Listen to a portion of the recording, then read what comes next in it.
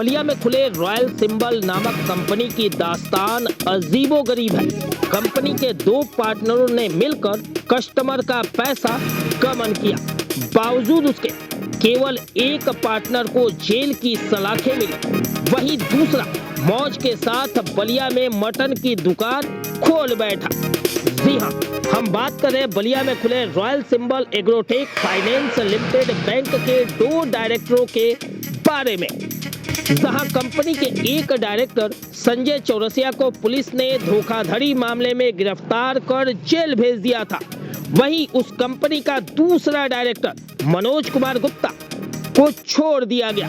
Jail से छूटने के बाद पहले डायरेक्टर संजय चौरसिया ने बताया कि इस धोखाधड़ी में मनोज कुमार गुप्ता की भी साझेदारी भरपूर रही। काफी बात विचार करने के बाद दोनों डायरेक्टर निवेशकों का पैसा लौटाने को तैयार हो गए। बैठक में भगवान को साक्षी भी माना गया। वहीं बलिया के संत गणिनाथ मंदिर से लेकर सहतवार के चैन राम बाबा मंदिर में हुई मीटिंग में लिखित तौर पर मनोज कुमार गुप्ता के द्वारा स्वीकार किया गया कि सहतवार में स्थित सभी प्रॉपर्टियों को बेचकर सहतवार के निवेशकों का पैसा लौटा दिया जाएगा। वहीं बलिया के संत गणिनाथ मंदिर में हुई बैठक में भी मनोज कुमार गुप्ता के द्वारा कहा गया कि बलिया और आसपास के जगहों पर स्थित सभी प्रॉपर्टियों को बेचकर निवेशकों को पैसा दे दिया जाएगा। बावजूद उसके पैर में चोट लगने का बहाना कर डायरेक्टर मनोज कुमार गुप्ता पिछले एक महीने से ददरी मेला में छोले और चाट की दुकान कर भरपूर कमाई कर रहे हैं। Royal symbol agrotech private limited में निवेश करने वाले कस्टमर पूर्व में भी कई बार मनोज कुमार गुप्ता की मटन की दुकान पर जाकर पैसे की मांग की। वहीं पैसा लौटाए जाने की बात पर मनोज कुमार गुप्ता के द्वारा कहा गया कि मेरा घुटना चोटिल हो गया है, ऑपरेशन कराना है।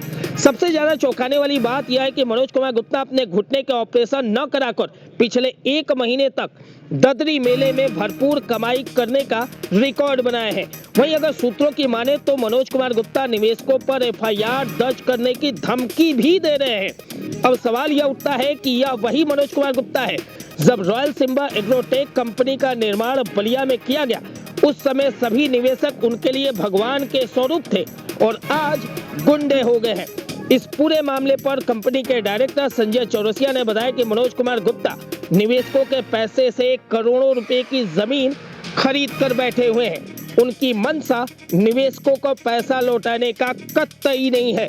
कई बार मीटिंग होने के बावजूद अभी तक निवेशकों का पैसा नहीं लौटाया गया है। संजय चौरसिया ने बताया कि सभी निवेशकों का पैसा जमीन बेचकर लौटाया जा सकता है, लेकिन मनोज कुमार गुप्ता निवेशकों का पैसा देना नहीं चाहते हैं। देखिए हमारी ये रिपोर्ट। ऐसी तमाम छोटी और बड़ी खबरों के लिए बने रहिए हमारे साथ। आप देख रहे हैं पूर्वांचल प्रेस। मैं हूँ राजेश मिश्रा। धन्यवाद।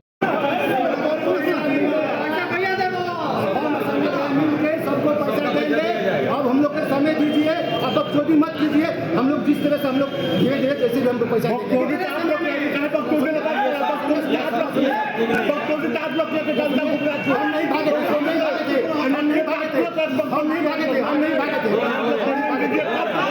जी सर, तेज आवाज में एक परिचय।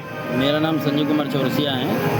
मैं रॉयल सिंबल निधि लिमिटेड कंपनी का डायरेक्टर हूं और मेरे साथ एक और डायरेक्टर मनोज कुमार गुप्ता जी हैं, जिनकी दुकान अभी कासिम बाजार चौराहे पर स्थित है। वो मीट की दुकान करते हैं अभी, और हम लोग ये कंपनी चलाते थे रॉयल सिंबल निधि लिमिटेड, जिसमें कस्टमर का भुगतान कुछ फंसा हुआ है।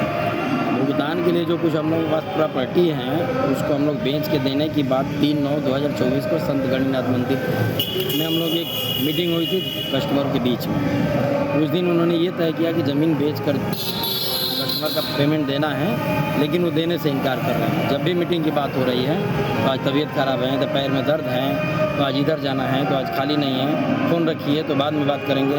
इस तरह बात को टाल रहे हैं।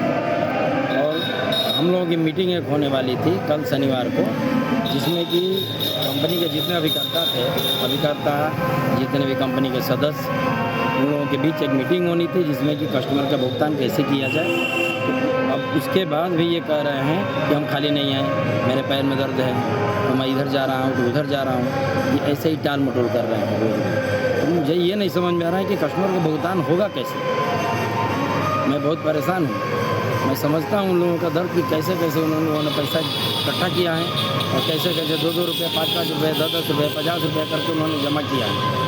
उनकी देने की कहीं से भी दयानत नहीं दिख रही हैं, वो मुकर रहे हैं देने से। अभी तक मैं यहाँ नहीं था तो उसके लिए लोगों से कहते थे कि वो आएंगे तो पैसा दिलवाएंगे हम, जिससे लग रहा था कि पैसे मुझे ही दिए हैं, जबकि पैसे भी हम एक FIR किए हैं जिसमें 3 करोड़ के आसपास वो पैसा लेकर दबाए हुए हैं और लोगों से ये कह रहे हैं कि पैसा बोलिए। अभी 22/10/2024 को अभी हम लोगों का दिनांक ये तारीख था CGM कोर्ट में, वहाँ पे मनोज जी आए और डेट लेकर वहाँ से तुरंत निकल लिए। मैं वहीं मौजूद था, बात करना चाहा ही कि तुरंत वो निकल गए। उनको बुलाने के बाद फिर वो सुने नहीं, वहाँ से बुलाने पर आवाज़ देते रह गए लेकिन वो निकल गए। उनको हम सोच रहे थे कि बुला के बात करूं, बैठूं कि भाई कैसे पेमेंट दिया जाएगा, आप पत्री काट रहे हैं, मुकर रहे हैं, तो भुगतान कैसे किया जाएगा कस्टमर का। तब तक वो तुरंत वहाँ से 9-11 हो गए। कितना भुगतान है जो देना है कस्टमर को? भुगतान हमको लग रहा है कि भुगतान 4 करोड़ के आसपास कस्टमर का होगा। तो 4 करोड़ रुपए आप दोनों लोग को मिलकर देना है?